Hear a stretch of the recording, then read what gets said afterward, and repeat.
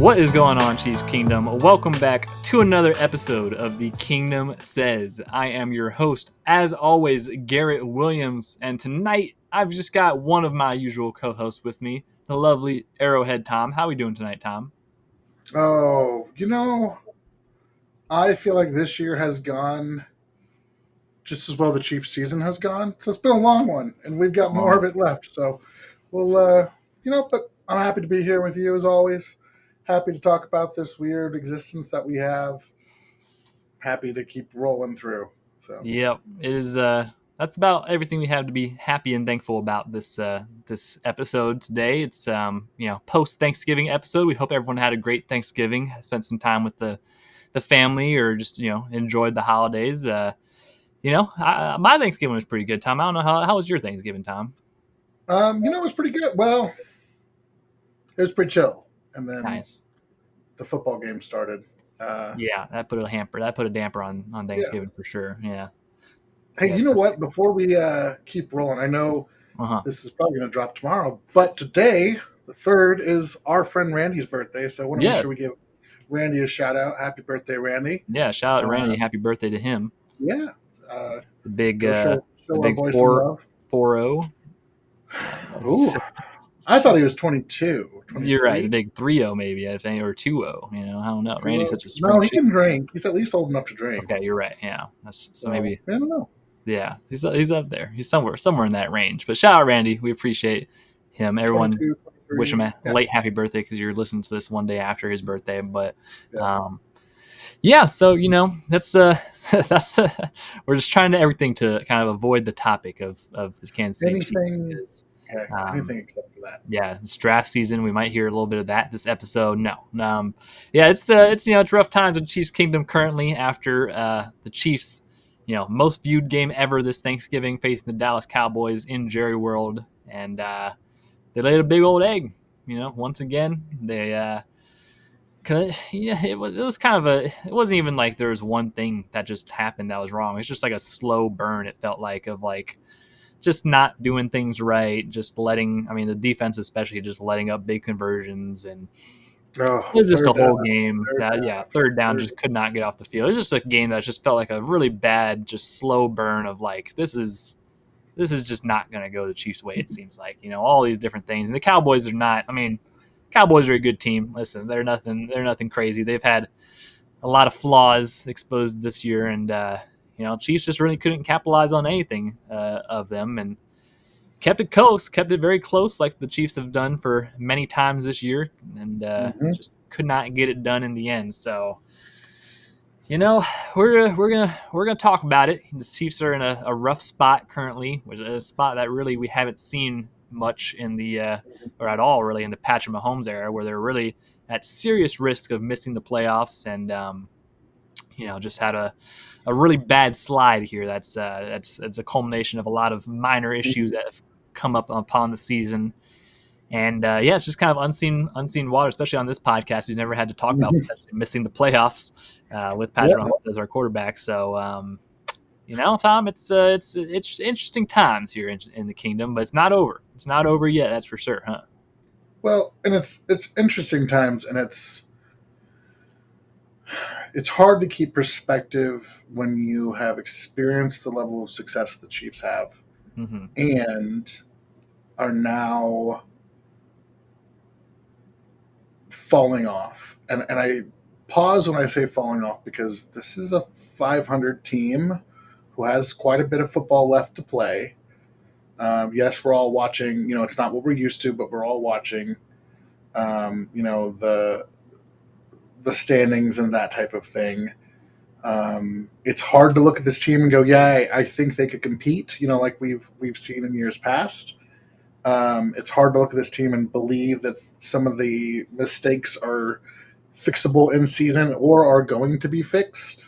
And I think that was we talked, and we've said this all season. The lack of defensive line, pass rush, the lack of under center running, and the run game. Like it was a bunch of that.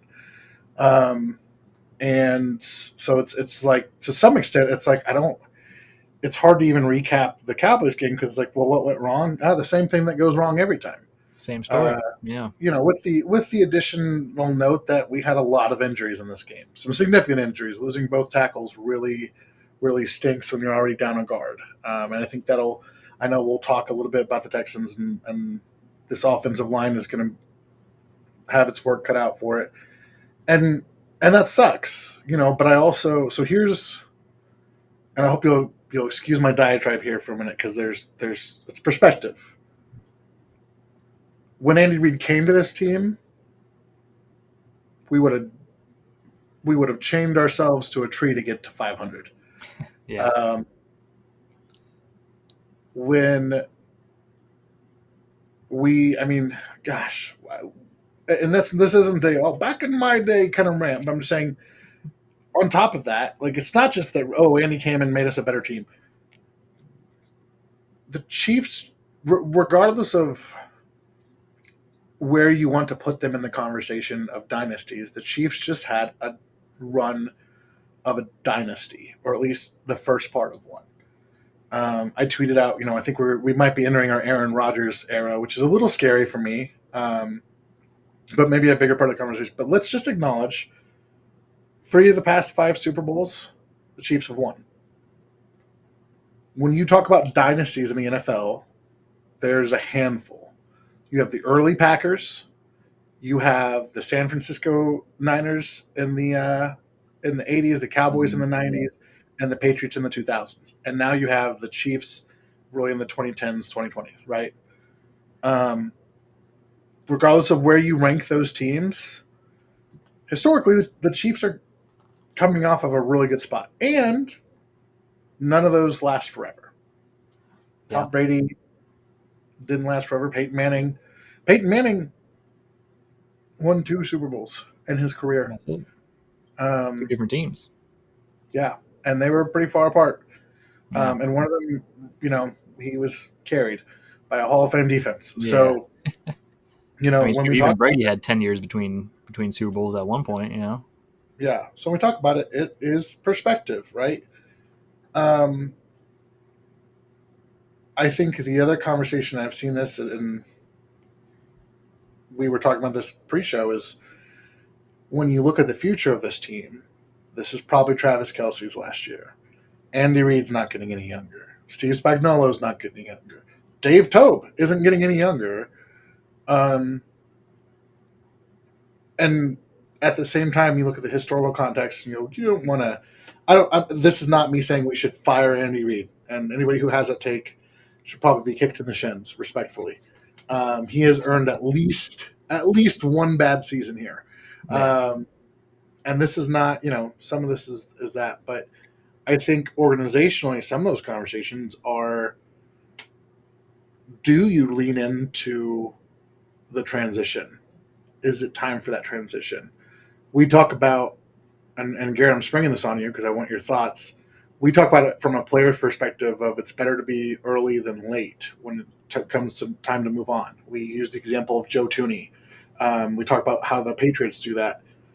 Yeah. And I'm not saying this is not a fire Andy Reid conversation. This is a, hey, Andy, how much longer you want to coach, big guy? Um, you know, and maybe you have that conversation.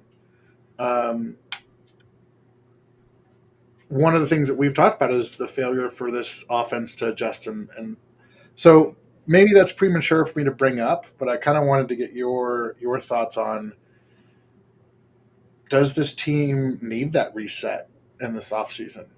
Is it too early for us to even have that conversation right now, sitting at six and Yeah. six, probably on the outside looking in?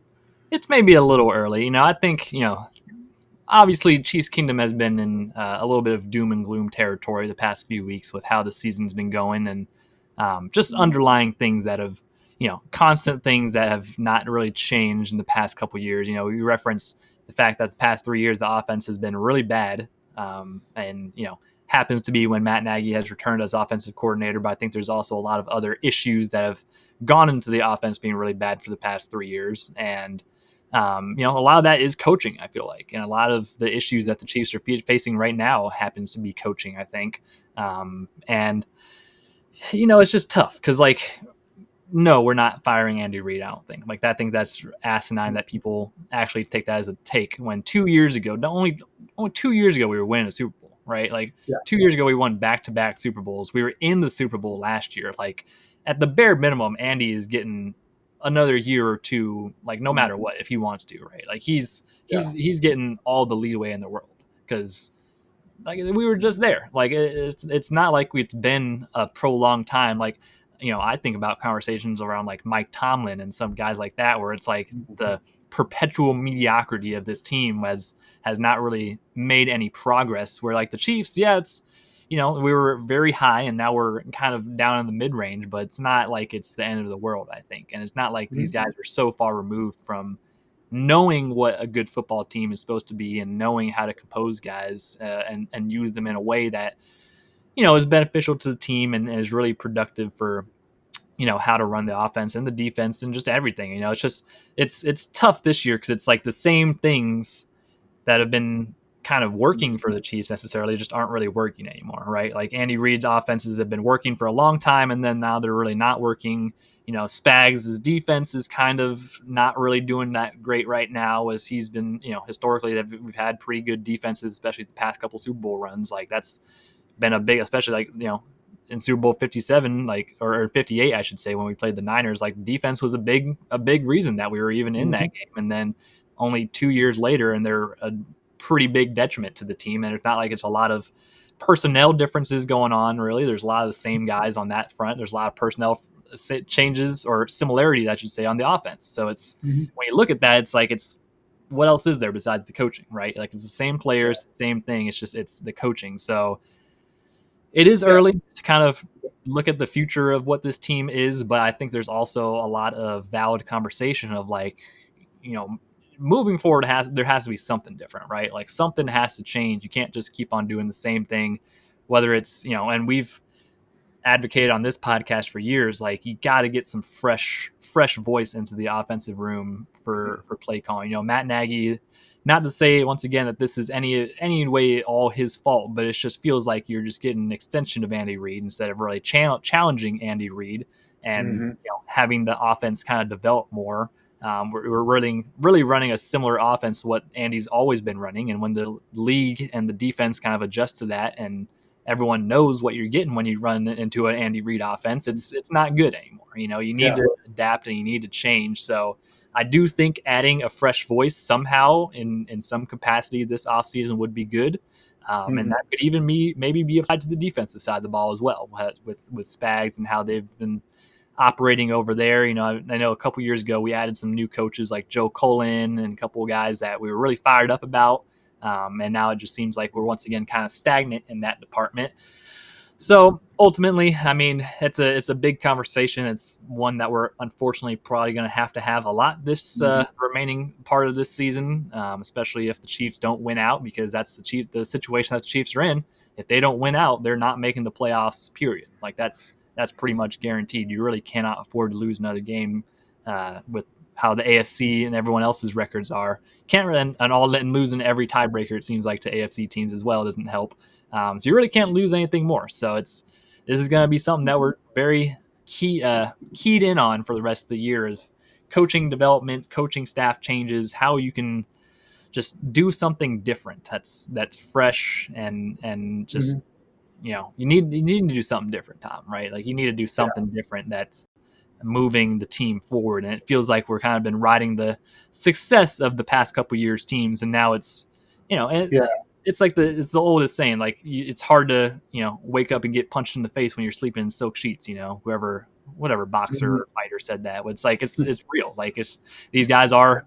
And it's more probably for the coaching staff where it's like, all right, we've been doing this for so long. We've just won a Super Bowl 2 years ago doing this exact same thing. Like, do we really Mhm. have to fix anything? Or is it our fault? Is it the execution of the players' fault? Like that's what probably they're thinking in the coaching room internally. And you know, one side's got to give. It feels like one side's got to give, and it seems like there's been a lot of good play from some of the players on the offense and defense this year, and just not from a lot of the other ones. So I don't know. I don't know. Yeah. It's It feels like they've been trying to run the same blueprint, yeah, um, and that's just not working. And I mean, and even on the macro and the micro level. So like, big in terms of the big picture, like we talk about the defensive lineman that Spags likes, right? Yeah.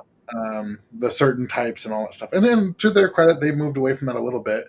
But you look at the athletes on this defensive line, and they don't really compare much to the athletic profile of a lot of guys in the NFL.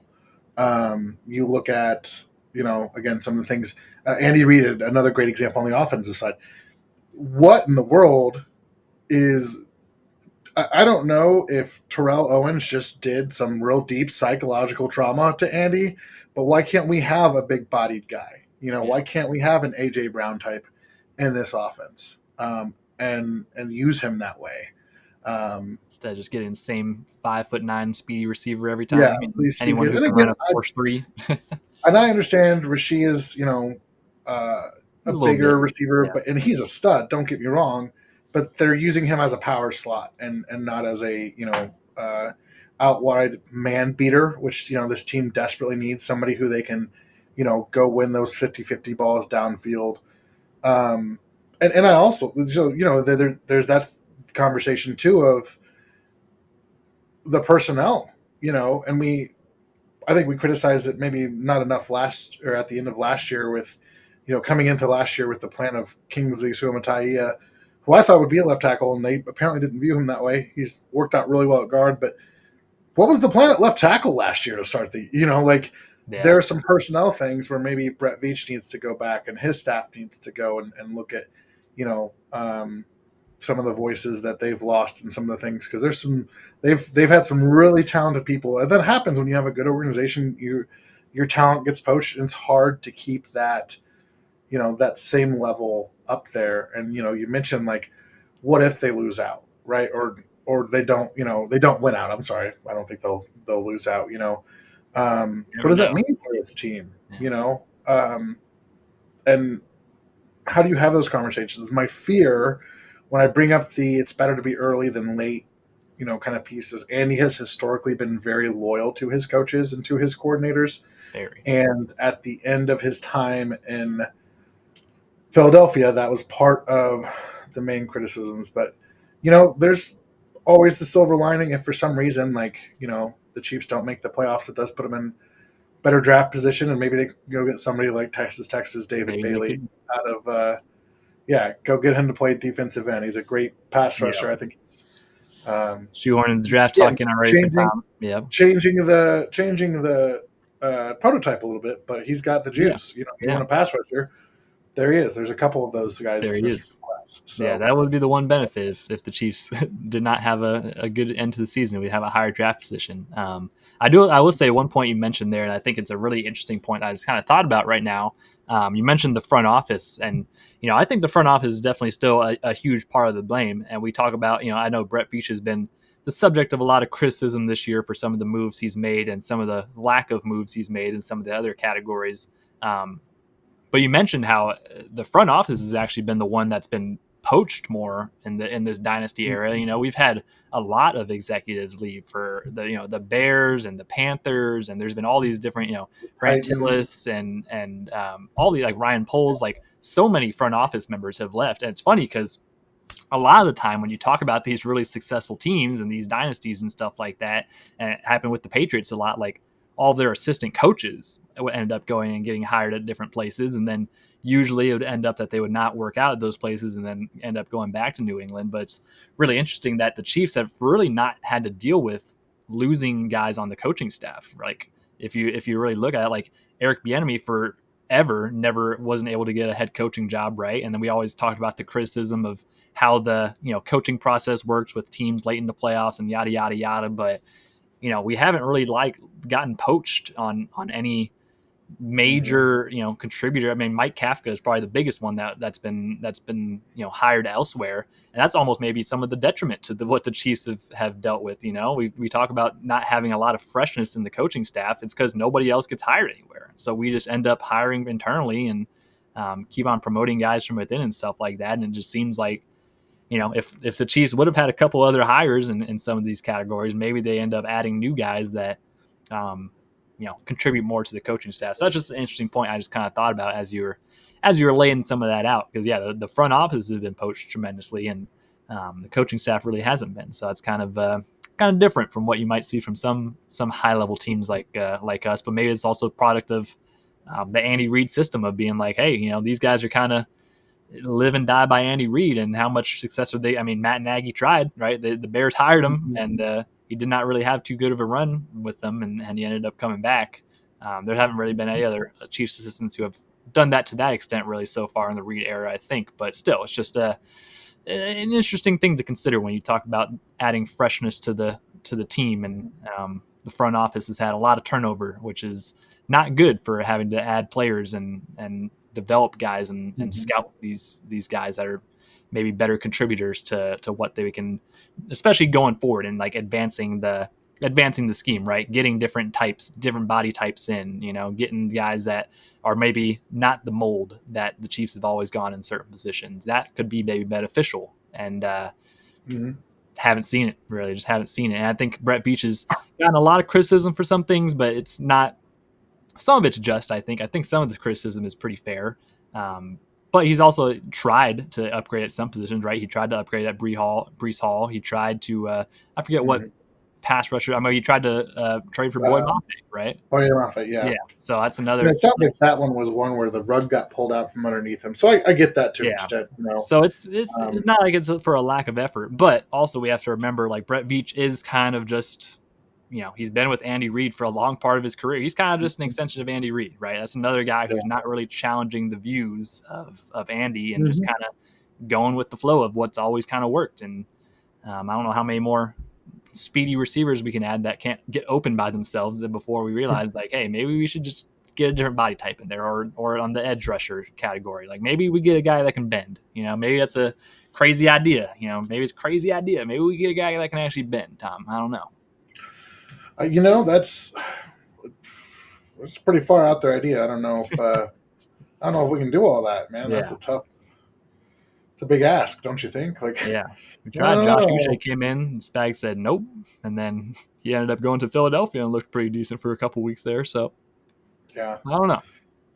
That is the big thing though with this team. It's just, and you talk about just the whole season, and especially this past Cowboys games. It's like, it's just the same thing over and over. And it's not really, these major holes in the team are not really going to get fixed by anything internally, right? Like the lack of pass rush, the lack of a really meaningful running back. Not like that's going to matter because we're not running under center anyways. But like some of these things are just not really going to get cleaned up with in-house guys throughout the rest of the season, So makes it tough. It does make it tough to be optimistic about this team's future, at least for this year. But we'll do what we can. We'll do what we can. Well, are there any positives we could take away, Tom, from the Cowboys game? Are there any positives that you can remember?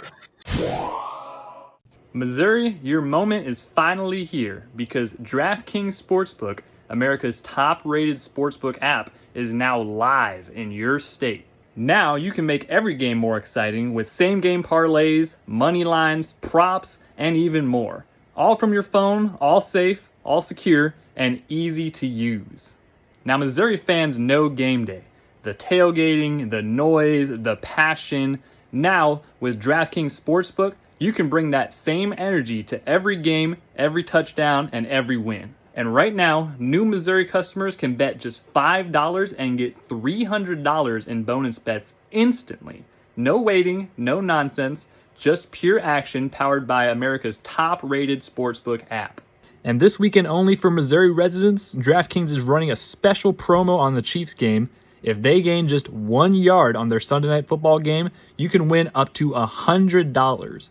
It's boosted to plus 100. Got a max bet of $50 on there. It's too easy. Download the DraftKings Sportsbook app and use code kingdomsays. New Missouri customers bet just $5 and get $300 instantly in bonus bets. That's code kingdomsays. The crown is yours in partnership with DraftKings Sportsbook. Gambling problem? Call 1-800-GAMBLER. 21 plus. Physically present in Missouri. Eligibility and restrictions apply.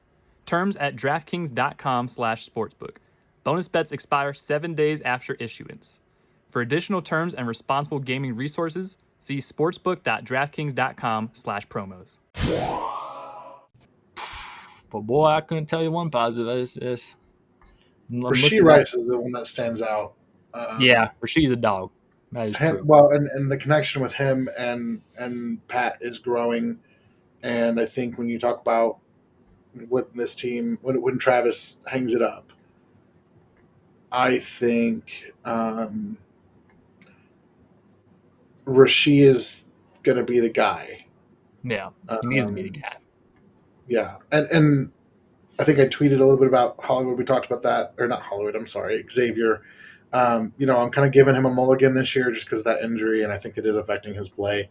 Um, but if there was a bright spot, it was Rasheed. Rasheed showed up big time, and Mahomes was looking for him. I think in a way that we haven't seen him kind of look for a receiver since Tyreek was here. Yeah, Um, and I think that there's still room for them to grow and develop that. Just because he, like, I just know that there are times where that freelancing, like, hey, you're still kind of learning. You got to remember they've played what now a season and about a season and a half together, right. right? Yeah, I guess 2 full seasons if you count almost the 2 full playoffs. seasons, like a season and 3/4 maybe. Yeah, But they're still learning and developing that um, that dynamic, and that's just been very encouraging so far. And if you can build around him, build the offense around him, you have a guy who I think can be in those conversations for a top 10 receiver in this league. yeah. I'm really liking the development of Rasheed. And it's funny. I had probably about a dozen tweets on Thanksgiving about that game, and that was the only positive one. Was Rasheed Rice is a dog. That was the one. That was what I Yep. tweeted. That was the only positive thing I had to tweet about was Rasheed. That was he is a good development, and that's a good piece that you can build an offense around. Whatever offense we build, he's a good piece you can build around long term in the future. And yeah, hopefully we can look to give him some more weapons and offensive help and really let him flourish. But yeah, other than that, it was kind of doom and gloom. I want to talk about one guy in particular, Tom, with you right now on the defensive side of the ball that did not have a good game, and that was one Mr. Trent McDuffie. He had a pretty tough game covering CeeDee Lamb and George Pickens. They kind of had him on both guys, which isn't really a good matchup for him anyways, right? Because he's this kind of a Mhm. smaller guy, and they're more true like big body X receivers. But I don't know. Watching that game, it just felt like McDuffie might have lost some cash from the in the contract extension from the Chiefs, or just in general. I wonder. That makes me think long term about can you pay him? Are you gonna pay him? Is he a guy that you can say is your number one corner? Or I don't know. I mean, there's been points this year I'm thinking Jalen Watson would be the guy I'd rather pay just because of more of an outside boundary guy that you can at least kind of have a better matchup with. I don't know. Trent's been having to do a lot himself this year with not a lot of other great secondary help. I know Jamari Connor is just out there, still on this football team, still playing football. But I don't know, Tom. What are your thoughts on that? Um,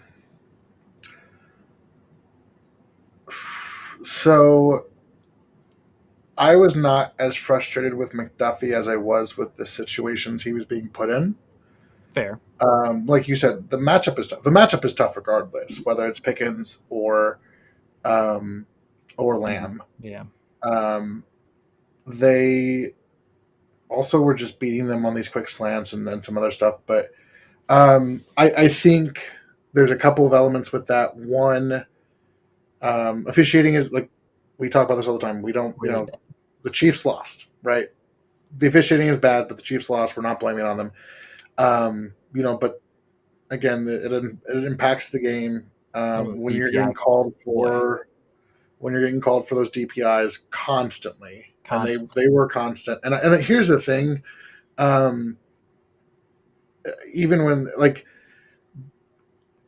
DPI is such a frustrating penalty for a lot of reasons, mostly because it's very subjective, and physical receivers like Lamb and Pickens get away with a lot more OPI So than much. Oh my god, I'm you so know. happy you mentioned it Um, because so much they got away with. It seemed like damn near every curl route or comeback route is just the yeah, most obvious huge a lot push of out. And yeah, a some lot of of the times they pushing would call out. it DPI still. some of the Yeah, times it was the most obvious OPI, and they call it DPI still. It's just yeah. wild. And so I think that affects your rhythm because then you're trying to adjust and you're trying not to give that up, but then you also have to play, so like the refs really influence those matchups. Again, I was very frustrated with a couple things. One, where the hell is Noel Williams? Did he sleep with Steve Yeah, Spagnuolo's wife or so something? Like, what ridiculous is going on? that he's not a part of the Um, DB rotation. So ridiculous. yeah, I mean, and just we saw a couple snaps, but like, just if nothing else, throw him out there and see if the refs will give him a little bit more of the benefit of the doubt. Yeah, Um, I think I would have liked to see McDuffie on Pickens more, just because I think Pickens is a guy who if you can get in his head, he gets off his game a little bit. Um, yeah, but is Trent a so guy who's getting in people's heads? Trent's kind of a quiet guy. He's I kind don't, of I don't necessarily mean like trash talking. I mean more in the just like sense of having good like, reps against him. yeah, Yeah, having good reps and frustrating him that way. How many times have we seen George crash out on the sideline? boy, who would have been a great matchup, Tom? Marcus Peters versus George Pickens. Bro, imagine Marcus Peters back in his prime going up against That would George have been Pickens. He gets wild. one DPI and just all in George's face. That would be, I mean, Yeah. we're gonna be seeing like, you know, who is it? Oh yeah. Andre Johnson and that Oh, Titans Cortland DB. Finnegan. Yeah, like Well, it might yeah, be Cortland Odell, Finnegan. might be Yeah. Odell and Josh Norman type situation going on. Yeah. Oh yeah. Um, That's what I need to see. I need more fire out of my DBs. I don't know. I like Trent. I yeah. do, and I would like to pay him still. I think he's still probably a guy you do pay, but it's just I'd like to see some more fire out of someone on the Yeah. defense, anyone on the Well, defense. and I think that's just like, again, that's just part of it. The other thing that I think was underrated is losing Brian Cook early in the game. Yeah, No disrespect to Mike Edwards, but what and this is where I'll say the other part of coaching. When your guys are getting beat like that, you have to help them, have to do because even something. outside the interference calls, there were some plays where they were just getting beat, and the size matchup, like I I think at times it can be a little overplayed, but like CD is a big dude. He's been a big dude, and he will do that to all your guys, and so you need to respect it. Um, and I just, instead of moving some pieces and trying to help, it was just, oh, we're just going to blitz everybody. We're gonna try You blitz know, again. Yep. it felt like I was playing, Madden on the PlayStation 2 and my button was stuck and I couldn't call any Yeah. play other than engage 8. That's what it was like Engage. watching That's that. exactly what I Yeah. was thinking too. Engage. Yep.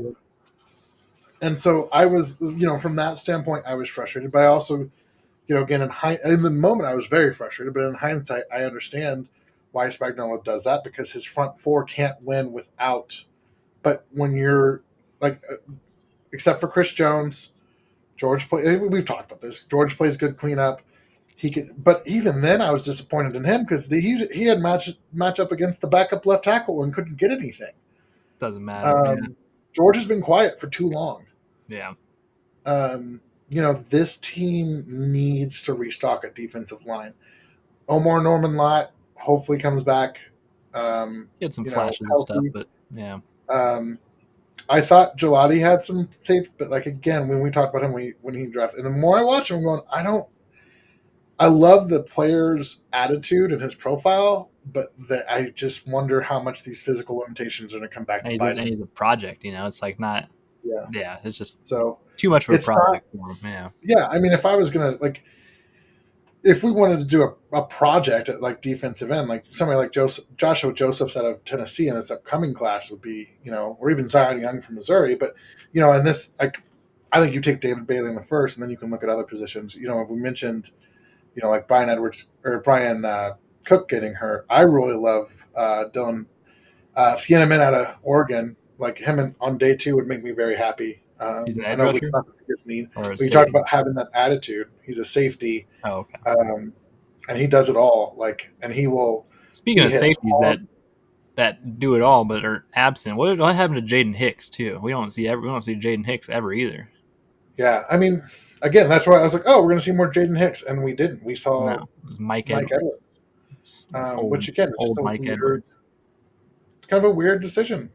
My biggest thing, right, with when you talk about adding pass rushers or draft prospects, all that stuff, we need athleticism, right? I'm tired. Like, I don't care if Yeah, they don't know how to rush the passer. I need an athletic guy. I've been watching a little bit of Myles Garrett the past couple of weeks.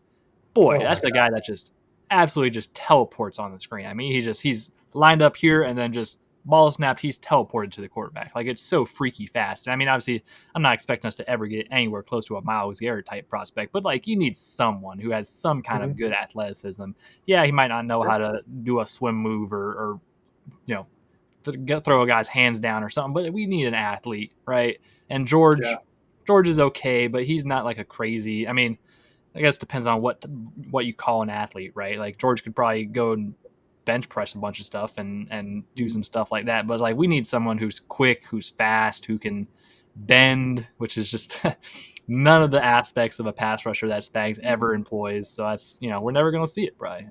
We're never gonna Yeah. see We're it. just we don't we talk about that first, like the burst off the line, and I it's hard because I like George as a player, right? And I'm Yeah, not. He can he's here and he's going to be part of he's of here. that Yeah, rotation, and they gave him a contract. I He's one of the think nice big I would say contracts. he is an above average starter, right? Yeah, Bordering on good. I think just like I think he's kind of flatlined a little bit.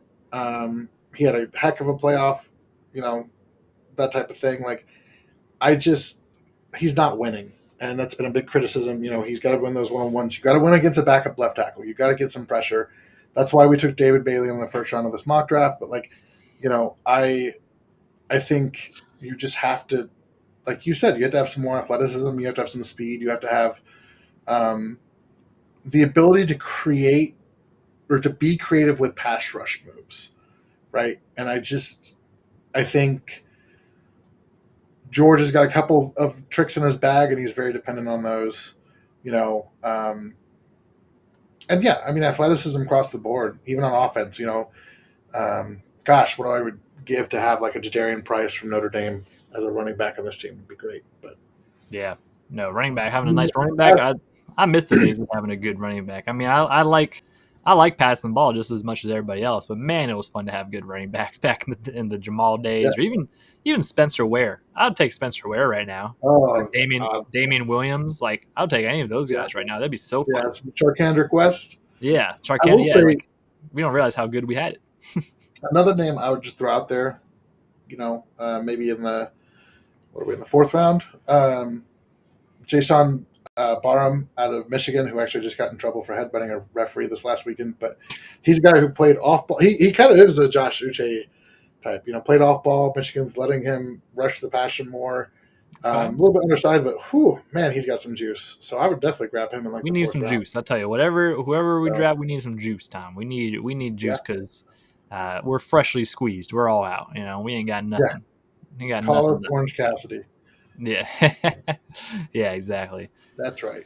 We got That's the good. wrestling reference in. Oh yeah. I mean, So should we we definitely talk about the Texans and our yeah, we'll upcoming talk. team? Let's talk about because nothing else to say about the Cowboys. Ray would like to eat a turducken on national TV, but whatever. So going on to another Texas team, the Houston Texans playing them. Are we at home? I don't even.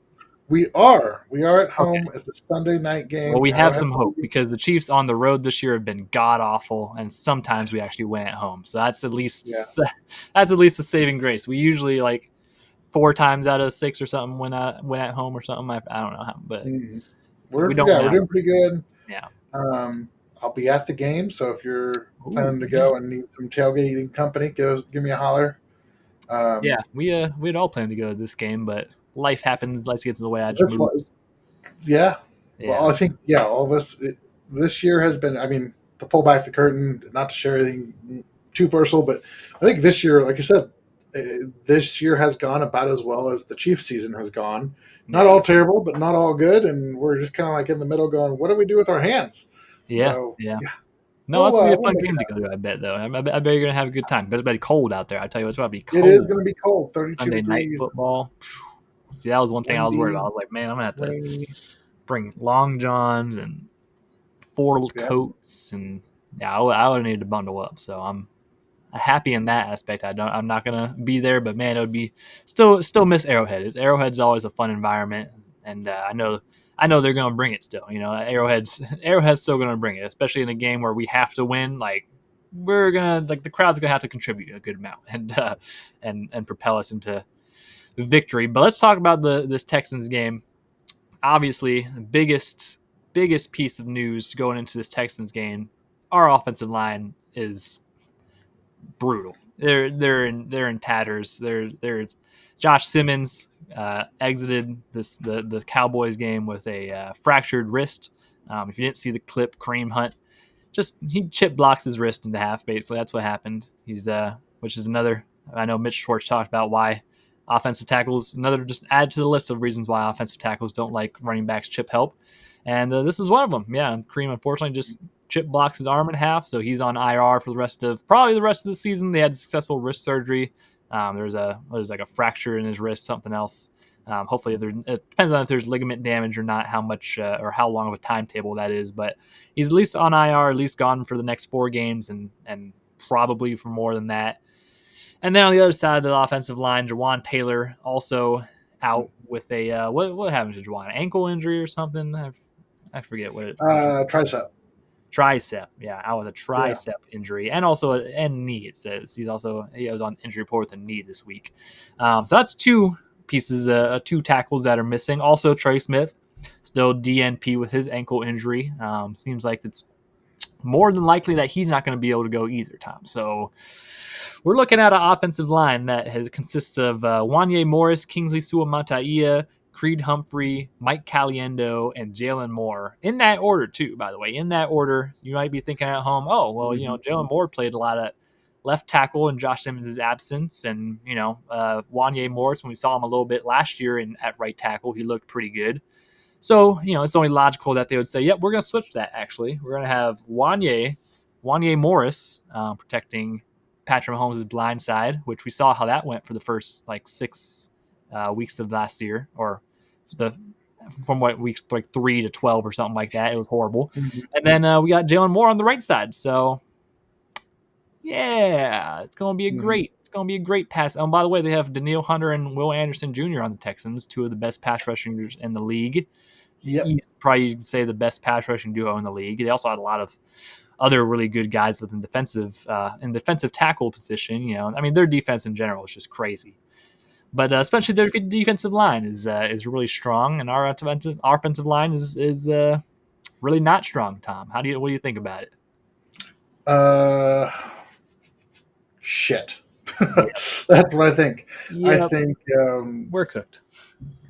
It's we can always be surprised. Run the ball, play action, or quick game screens.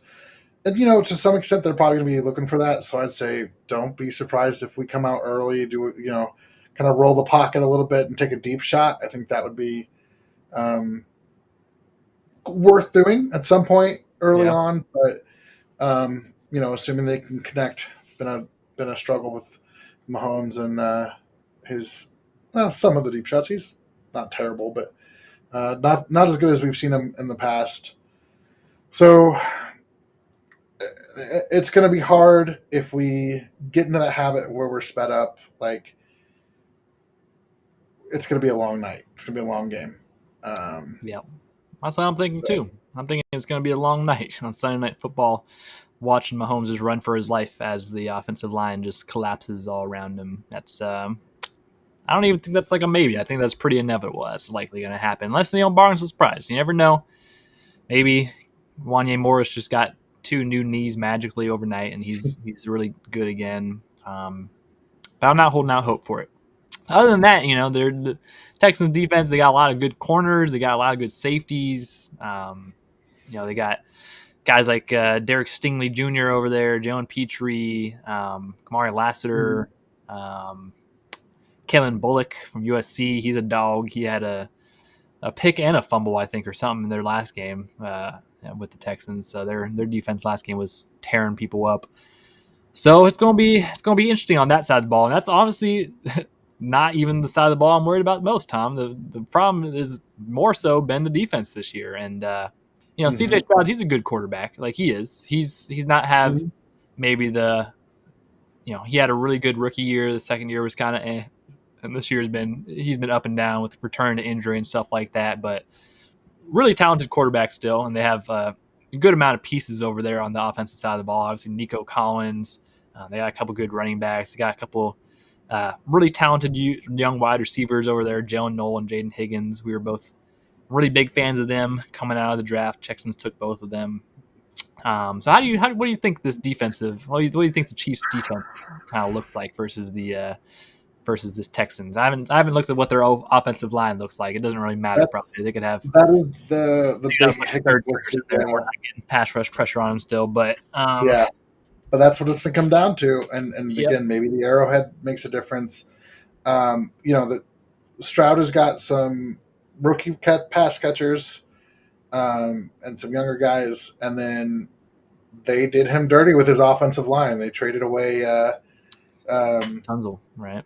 Tunzel, and Yeah, so shout out Ariante Ursary, yeah. draft prospect that we were eyeing at one point. I Uh, was I know I was a big fan of his coming out, and yeah, that's their starting left tackle. he's been kind of Their shaky right so far this tackle year. is 32-year-old, always injured Trent Brown. Brown, yeah, On the interior of that offensive line, it's not much better. um, there's Titus Howard, who's been there for a minute. Jake Andrews, Ed Ingram. They that's been a big thorn in their side. They still have a better record than the Chiefs. The two things that scare me about the offense, they've got some dogs who can run. Woody Marks, Nick Chubb, um, look pretty good. yeah. Dalton Schultz is an underrated tight end, and they've got some big receivers. Nico Collins, Jaden Higgins, Xavier Hutchinson, all bigger Christian Kirk, guys. he's decent size too. Yeah, Yeah, 6'3", 6'2", 6'3", or 6'4", 6'3", yeah. Jaden Higgins is 6'4". 6'4". Yeah, So yeah, 2 6'4" to 1 6'3", and then of course they've got Jalen Noel, who I really liked as a receiver. Those guys develop. Yeah, they do have Justin Watson on IR. Shout out Justin. yeah. Um, but You know, yeah, what I they have mean, over, you know, who else they have over there is Tremon Smith is their main kick returner. oh, Or there's Tremon a Smith. It's a yeah. blast from the past. Remember Tremon, Yeah, former running back, yeah, cornerback, yeah. Running back. Yeah, they put him at whatever running back else. for a Yeah, training camp. Yeah, and of course they've got Tommy Townsend. They've got Dog. one of our Their best special player, teams guys. Tommy But Townsend. yeah, I'd still take it's Tommy back right now. I'd still take yeah, him back. Matariza they, hasn't they, even been that bad, but I'd take Tommy back right now. Sorry. yeah. There's some room in the secondary, I think, to negotiate and all that. But yeah, it's a tough matchup for our defense. If there's a game where our defensive line could do well without having to blitz every play, this could be it. You Maybe. know, but who knows? Um, it's tough. It is a tough one. Yeah. Uh, yeah, I, I'm gonna enjoy the game one way or another. Yep. Gonna go with friends, hang out, have fun. Yeah. Now, if it helps, I am undefeated at Arrowhead during the regular season. So That's consider huge. that That is when you huge. are Yep. making your choices and your picks and things this week. Nice, nice. That is good. Yeah, I've also been undefeated at Arrowhead in person. So if I would have been there, this would I would I'm there in spirit. So if we can kind of count it, maybe we'll say that. Yeah, it should be a fun game. We got to appreciate it for what it is. We got to try to enjoy it. I know in my eyes, I'm gonna enjoy it one way or the other with the amount of alcohol I have to consume. Some way eventually I'm gonna enjoy that game. So. Let's get to some score predictions, Tom. I don't unless you have any other notes on this game, but it's pretty cookie cutter. Most games are pretty cookie cutter for the Chiefs. As long as they don't mess it up, they'll be fine. But it seems like they mess it up a good amount of times this year. So what are you thinking of for a score prediction, Tom? What are you thinking? Make or break game. Have to win this game, or you probably don't make the playoffs. Sunday Night Football in Arrowhead with Tom in attendance.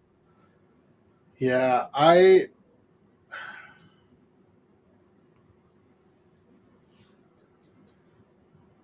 hmm. I'm tired of being optimistic and then looking dumb. So I'm gonna say I just don't. I think it's just I think it's too much stacked against them. I think the offensive line issues is the biggest thing against a really good pass rush. I understand it's at Arrowhead, and that's always a factor. A little more magic I at think Arrowhead. it's going to be. I think it's going to be 27-17, and I think Texans are going to ink it out.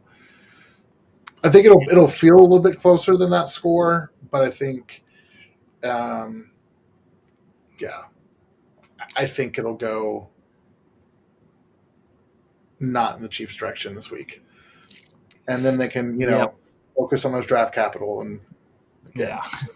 grab some of those players that I've Got some of those missing. players in the mid-teens that will have great draft pick at. I wanted to be in the same boat as you, Tom. I really did. And I think in my heart of hearts, I do expect the Chiefs to lose. And I have no expectation of the Chiefs to win this game whatsoever.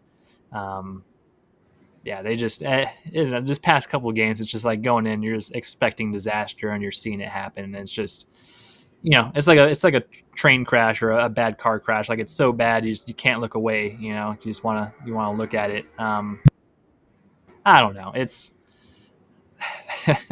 It just sucks to say like, oh yeah, the Chiefs season's gonna be over in whatever the week 14 this is or something, week 8, week 17. I don't know what week it is. It's not week 17 for sure, but it just sucks to say that the Chiefs season's gonna be over this early. At home, there's a little more magic that happens there sometimes. I'm gonna give the Chiefs the benefit of the doubt. Maybe kind of reverse jinxing this if in a way, but if I say the reverse jinxing, does it really count as a reverse jinx because it's already I been don't know. jinxed? I don't know, but I'm gonna go. We'll say 21-17 Chiefs, and they keep their season alive and they keep it going. I don't really believe that. I think, but for the spirit of the podcast, to instill some hope, um, we'll have the Chiefs win this one, and hopefully this can be a good win that they can compound in some more, maybe get some mojo back, and kind of make a run at this thing. Because I still believe. I mean, I don't really believe in the Chiefs to win this game necessarily, but I do believe in deep in my heart that if we somehow win out and make the playoffs, watch out, right? Like the playoffs come around, and everything's different. Even this year, even with this crappy team, like if we somehow make the playoffs, I still think it's a wrap, right? I still think we might be able to run the table and send this thing, but got to make it there, got to make the hurdle. It's gonna be. Mm-hmm. The Chiefs are going to have to ask themselves a lot of really honest questions this week and really figure out, how much they want it and how much this season means to them and how, everyone just has to step up and do a little bit extra. Like it has to be everybody. Like it can't just be Patrick Mahomes out there running around saving everyone's tail. Like you have to, every single person on the team, especially, all the way down to the 53rd man on the roster. We didn't really talk about special teams this week. Special teams has been horrible every week. And if that's one person I can confidently say I wouldn't mind firing after the season, Dave Tope can go. I'm done with him. I know if Kyle were here, he would be very upset with me, but Dave Tope can go. And our special teams has been really bad these past couple of weeks, so that needs to be cleaned up. Defense needs to get cleaned up. You need to get off the field on third down. You can't let CJ Stroud keep on extending the game and keep on extending these drives. You have to assert your dominance over him and their offense, and just this is it. Like this is it. If you don't it's either make it or break it right here. You either like nut up or shut up. Like you have to do it right here. Every single guy, no matter what it is, you have to make that tackle. You have to defend that pass. You have to catch that pass. Like you have to block that guy. Everyone has to do everything. And Mm-hmm. that's a tough situation to be in when everyone has to do everything and not. Yeah, a couple of these guys are going to have the game of their lives. Yeah, like everyone does. And it's when no one has really shown to be able to do that this year besides Patrick Mahomes and Chris Jones and maybe a handful of other guys. Like, it's just rough. It's a rough look. And hopefully we're back with you next week in a lot more optimistic tone. It's only the one episode we got for you this week just because of scheduling and things. We're very busy once again. Hopefully we'll be back multiple times next week with you. And we can talk about a victory Monday, and we can talk about the Chiefs season continuing. And, if not, you know what it is, Tom. It's draft season. It's going to be It's draft always season. draft season. Do you not see the background? I'm ready. It's going to be draft I've been season. ready. Randy said this week, he said, "Oh, I just did my first mock." What do you mean you just did your first mock draft? I was doing mock drafts after. I was doing mock drafts before week one. That is true. I do remember some I of did a those. mock Yeah. draft after. Yeah. Yeah. So, what is what it is. We'll keep on rolling. We'll try to stay as optimistic as possible. Chiefs Kingdom. We appreciate you with rocking with us for this whole season and just in general. We really appreciate you guys. We appreciate the support. You guys probably saw the DraftKings promo that I'll insert somewhere into this clip or into this podcast. But we're really excited to be partnering with DraftKings. It's really exciting for us as a podcast to get that Mhm. partnership move forward as a podcast and just keep on chucking along. We like doing this podcast. We like getting on here and talking about the Chiefs and talking to you guys and getting the feedback and whatnot. So we're going to keep doing this thing, win or lose, rain or shine. And we hope you guys join us for that ride. So with that, that's everything we've got for you today. Be sure to check us out at Kingdom Says Pod, Facebook, X, and Instagram. Check us out over on YouTube, The Kingdom Says, Spotify, Apple Music, wherever you get your podcasts at, we will be on there. If you really want to do us a favor, drop us a like, drop us a review on whatever podcast platform you're watching. Go over to our YouTube, subscribe, like, all that good stuff. We really appreciate all the extra support.